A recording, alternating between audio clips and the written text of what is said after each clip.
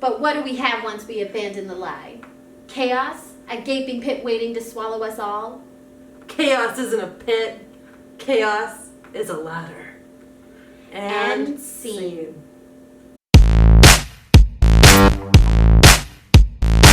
So a lot happened in the latest episode of Game of Thrones. The Lannisters tried to bring home some gold from Highgarden, only to lose everything to Dany, her dragons, and the Dothraki. We finally got the 3 Starks back in Winterfell, and we got Arya training with Brienne, and Littlefinger doing what he does best and trying to scheme. We have Jon reuniting with Theon, and he doesn't kill him because of Sansa. Dany and Jon bond over dragonglass, and she still wants him to bend a knee. And we are left wondering about Jaime's fate after Bronn injures Drogon. Hey, I'm Chelsea. I'm Ashley. We drink and we know things. So we thought we'd try what we did last time again. We want to choose our 7 favorite moments from this episode in honor of the 7 and the light they shine down upon us. What was your favorite moment? I would have to say my top favorite moment of tonight's episode was Arya coming back to Winterfell. That was great. I loved her messing around with the guards. Right? And they were just swearing at her, not believing her, and she's literally like, dudes, I live here. She showed us how good her training got. Oh yeah. And that reunion between her and Sansa. That was heartfelt and awesome. It was so sweet. And it was nice to see Sansa get a hug from a sibling that was returned back. Brand that emotionless bastard. And I thought it kind of fitting how Sansa and Arya meet down in the crypt in front of Ned's statue. Yeah, it kind of broke my heart a little bit as Arya was looking at the statue, because the first thing she says is it should have been done by someone who knows his face. Right? I thought that's, again, one of the great examples of writing a Game of Thrones, where it kind of captures Arya's journey, and it also captures the losses the Starks have had. Yeah, because there's no one left that knew his face well enough to be able to... They got the Stark kids. They do, yes. But at the time of them making his memorial and stuff, I'm pretty sure the Stark kids were not around. Then I liked the bonding they got to do with some other characters. It was awesome seeing Arya and Brienne fight. That's probably my second favorite moment from the episode. Oh, that was epic. There's no other word to describe that. That ending when she has the knife to her throat and then Brienne has got the sword.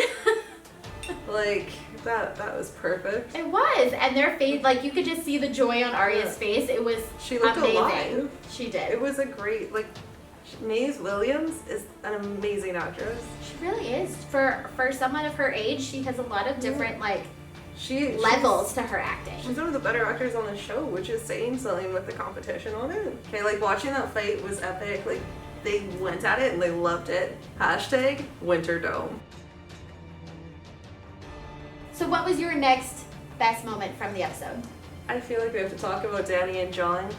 How can you not talk about that? I respect the show for actually taking the time to build some a relationship between them, because we know they're gonna bang by episode 8. It's gonna happen. It's a done deal. Yeah. I love it when they go to look at the dragonglass, just because he grabs her arm. Did you catch that? Yes, I did. It was so sweet. That's a nice little touch. It was adorable. And then not only did they see the dragonglass, but all those hieroglyphs from the Children of the Forest. That's a great example of showing and telling us exposition in a way I wasn't bored.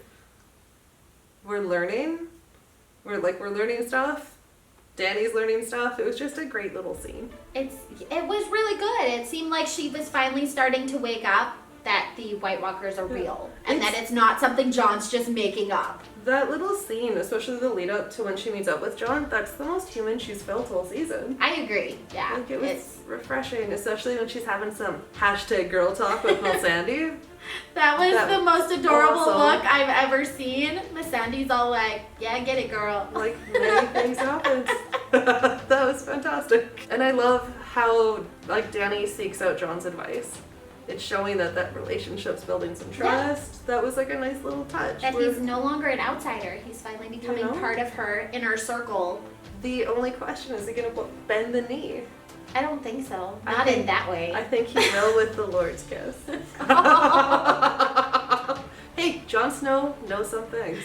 He does. He does. He was with a wildling after all. I'm going to make a quick jaunt up to Winterfell for another one of our favorite moments. I love it when Bran calls out Littlefinger when he's trying to scheme and get on his side with the chaos is a ladder That is one of my favorite speeches from Game of Thrones, when Littlefinger's talking to Varys, saying how he'd burn the whole kingdom down, because chaos isn't a pit, it's a ladder to success. I like how you have that entire line memorized. It's because it's epic and perfect, and it shows how Littlefinger is. Yeah. I mean, what else can you say about Littlefinger? God forbid he ever sits on the Iron Throne. That would be terrifying. I would be scared. Like, I love that scene, and I love all these little callbacks we're getting back to earlier seasons. And just the wisest words that, like, Littlefinger's ever given us. Hashtag chaos is a ladder. So, one of my absolute favorite moments, and it's actually kind of a hard one for me because I love Tyrion so much, but it's when Dany actually starts to question Tyrion's loyalty. And it's because I feel like he's kind of torn between, like, because he is really close to Jaime, and I don't think he knows quite what to do. He wants to be loyal to Dany, but he also has this love for his brother that I think he's just torn as to exactly who he should be loyal to. See, I didn't read it where he's not sure who to be loyal with. I think he's been so blinded with proving to his family that he's worth it, that he has made poor military decisions. That's a good point. In the past, he's proven that he knows how to think smart in battle. Like, look at the Battle of the Blackwater. Tyrion saved King's Landing. He's so stuck on getting the Lannister home base that he's making blind decisions just to Cersei and maybe to get closer to his brother. That's true. Well, the decisions he's making is not very smart. They're obviously not very thought out. They're more emotional than usual for him. Yeah. I also think this is interesting because I feel like there's potentially a spy with Dany of some sort. Just between Cersei knowing Tyrion was the Hand, knowing like how to get the Greyjoys, like when you're in cornered them and got the Sand Snakes and Yara, and just how it worked out with Lannister home base. It feels like someone was maybe feeding them information. So like this could really play out badly for Tyrion. It could. I'm hoping it kind of goes down that road maybe. He's been following Dany for a couple seasons now, so I would like to see him go in a different direction rather than just be the loyal little follower that he has been being for. He's a great loyal follower, but it'd be like just more dramatic to have like maybe a shakeup of some sorts. Another favorite moment, one of my favorite characters, Bronn, is back in town. Finally, I love Bronn. He's just, how can you not love him? He's like rougher on the edges, but he's super charming and a really great singer. He's a great comedic like relief during the show because some of the things he says is so funny. Just to lighten it up a bit. Like I love it when he gets the pleasure of meeting Dick and Tarly. Like I love that name. Dickon, really? Like that's perfect. And then he just bursts out laughing and the amount of joy on his face, literally, what's the best thing in life? One of my favorite scenes. And I love that our buddy Bronn is the one who brings down Drogon. He does. He actually injures him, which I mean, not many people would say they could do. That was like a great little like huzzah for Bronn. So I'm glad he's back and I'm glad he's actually getting to do stuff now. He's actually in action rather than just in the sidelines, like talking. Hey, he's here. Yeah, I like being like, hey guys, I am here too. Don't forget about me. I am worried that they're bringing him back though, that he may be one of the characters on the chopping block. I think he is. The way that they're bringing him in like this again after a little while. I'm worried about my man Bronn. Yeah, I think he's gonna be one of the next ones. Right, and that's gonna be unfortunate because I'll actually care when they kill him. I may actually shed a tear or two with him because he's a very just lovely character to watch. Right, hashtag tears for Bronn. Last but not least, we can't forget the most epic part of the whole episode, and that is the battle that took place between the Lannisters and Dany and the Dothraki. That's the best battle I think they've put on screen. I think so too. I have to say, it was like movie level epic. It was like just the visceral aspects of it when you hear them burning and you hear them screaming. Yeah, and you that see was intense. You see like actual body parts being taken off of horses. Oh, when they cut off the horse's leg. That was brutal. That was insanely brutal. I didn't like that. I cringed. I cringed a lot. A lot. I'm gonna let the inner music nerd out again. I love how they had the music, the Dracarys music. It was first introduced when Dany frees the Unsullied. And it's kind of epic, like, yeah, she's a leader and she's gonna free everybody and she's for good. And I feel like they kind of turned it on its head for this episode. They did. Where it has like a more kind of horror aspect to it as she's burning an army alive. Yeah, the Lannisters were literally in trouble. And when Jaime's running by and is like, hey, cover? How do you take cover from a dragon blowing fire at you? I love the way they inverted that music too. Like they are crushing it this season. Oh yes, yeah. And it's priming us to kind of understand things are kind of spinning and changing. That it's for sure coming to a close. And but surely. When Jaime tries to take on Drogon, oh god, that was awesome. Bronn just jumps in and saves him, and then they end up in the water. And of course, Jaime is wearing this heavy armor. He's got his heavy gold hand. How do you swim with a ginormous gold hand? How does that happen? There we go. And I feel like it was a cool way to end it, just because Jaime's in emotional turmoil right now. Yeah. I don't think he would have made that foolish decision to go after Drogon if he hadn't found out about Olenna killing Joffrey and what a monster his girlfriend is. Sister. No. He's just in a very emotional place, and he made a very stupid decision, and now we don't know what's gonna happen to him. Like that battle was perfect. It felt like a season 9 episode. It did. Felt like the what's the word? The pinnacle episode of the season. And we're only halfway through. Like, what else are they gonna throw at us? It's awesome. It's gonna be a heavy hitting rest of the season, I think. Can't wait. Now for our favorite part of our show. It's when we go over our realistic theories and our crazy theories for Game of Thrones. Now, Chelsea, what is your craziest theory? I think Jon's gonna kill Ghost at some point this season. That would be the worst thing to ever happen. I would literally be so angry at this show if that happened. There's 2 reasons I think this. Okay, what are your reasons? My number 1 reason, CGI is expensive. That's very true. That is very true. No. They did spend a lot on this battle. But then there's another part, I think it's almost safe to assume at this point that Jon is Azor Ahai, the prince that was promised. From the books, right? Yeah, from the books. We've talked a number of times on the show about how in the books there's a prophecy about the prince or princess that was promised named Azor Ahai. And he was this epic legend, awesome hero. He defeated the White Walkers, and he did this using a sword called Lightbringer. And the only way that he could use Lightbringer and make it work to kill the Night's King was by stabbing it on fire through the thing he loves most. Ghost gonna die, y'all.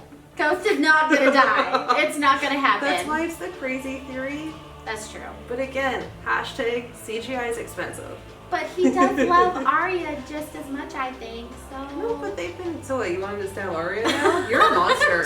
You are a monster. Okay, you want to kill a defenseless wolf over a girl who can actually defend herself, okay? Defenseless wolf? In Well, the books, compared he can ride Ghost out into battle. Okay, That I but would we have not seen him do that in the show, so he's a defenseless wolf right now. But hey, it's my crazier theory. It's probably not gonna happen. That's why We'll it's a find crazy out. theory. Yeah. Ghost is going down, I'm just saying. No. But what is your crazy theory today? So my crazy theory is I have a hard time keeping a straight face when I say my crazy theory. I love this. So it's that at the end of Game of Thrones, everybody's gonna die. The Lannisters, the Starks, all of them. And lovely old Littlefinger is going to take the Iron Throne and be king of Westeros. I would love that actually. That would be insanity. I love it if Lord Baelish gave a speech from the Iron Throne and his accent just kind of changed each sentence. And he's just like, I He's want to just, thank the families for twirling his helping me get mustache. here. Just attacking each other so that I could take the throne. That would be perfect. So we've got realistic theories now. What's up with your realistic theory? Jaime's alive. I feel like it's an easy theory, but I just don't see the sense in ending it on a cliffhanger like this. We know he's gonna be fine. He's gotta live so he can kill Cersei. Yeah, I'm really, even though I still believe it's Tyrion, I really am starting to see that it's probably Right. going to be Jaime that kills Cersei, no matter how much I want Tyrion to do it. You don't give him all that information last episode just to kill him off by drowning. That's But true. I would appreciate the irony in them taking a risk about killing a fan favorite character that way. It's not In the gonna most happen. random way that nobody would expect, and he just is dead. That would be ballsy and brave, but let's be honest, Jaime's still alive. The King Slayer lives, guys. Guaranteed. What do you think? What's your next prediction? My next prediction is that the magic in the wall. Benjen kept talking about magic being in the wall. And I think every time you see pictures, you can see shapes of horns in the wall. And I actually have a theory that the wall is an ice dragon. That's a cool theory. I think it's a reasonable theory. Yeah, I've seen that one too. Like, I think it'd be an interesting play where you have ice dragons going against dragons. Actual dragons, fire dragons. Like, it plays into the fact where maybe we were misled. Like, George R.R. Martin loves to do that. So maybe Dany and Jon are ice and fire. Maybe the White Walkers and their dragon are ice, and Dany and her dragons are fire. See, I think it's a reasonable theory. Wait, so that was our recap. We hope you guys enjoyed it. As usual, please comment below and let us know if you think we forgot anything or have some crazy theories of your own you want to share. Don't forget to like, share, and subscribe to our channel.